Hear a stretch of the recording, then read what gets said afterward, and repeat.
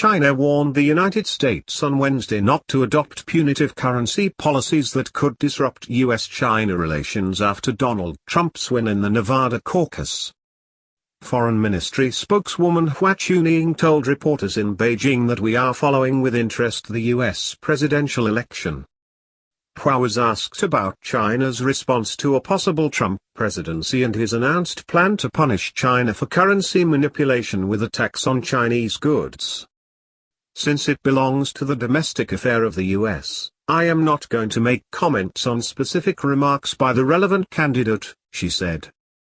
But I want to stress that China and the U.S., as world's largest developing and developed countries, shoulder major responsibilities in safeguarding world peace, stability and security and driving world development, the spokeswoman added.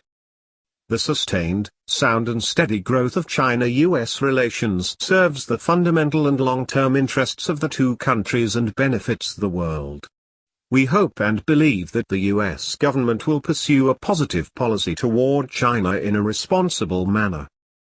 The comments came as Wang Yi, the Chinese foreign minister, is holding talks in Washington that include U.S. concerns about a Chinese military buildup on disputed islands in the South China Sea, and cooperation on dealing with North Korea's nuclear and missile provocations.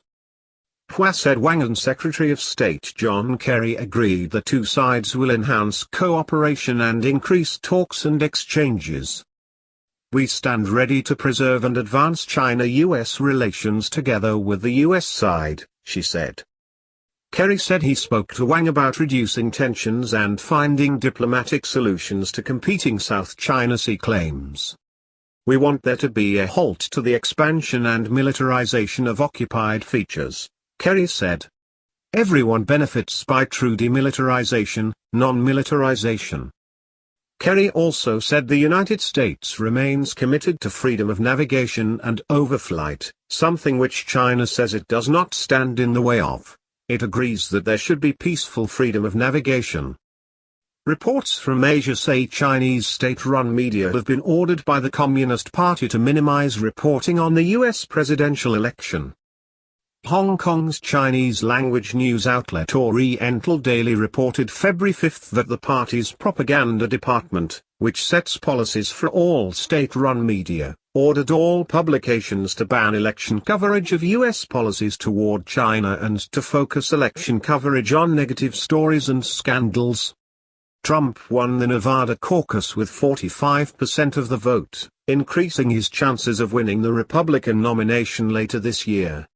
Last month, Trump vowed to impose a 45% tariff on Chinese goods to offset China's devaluation of the yuan. They're devaluing their currency, and they're killing our companies, Trump said.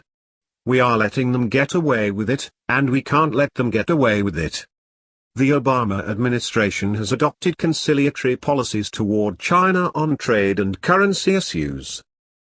Trump, on his campaign website, outlined a hardline approach to dealing with China that involves officially declaring China a currency manipulator and negotiating an end to the practice. Trump also wants to thwart China's theft of intellectual property and adopt policies aimed at bringing jobs back from overseas to the United States.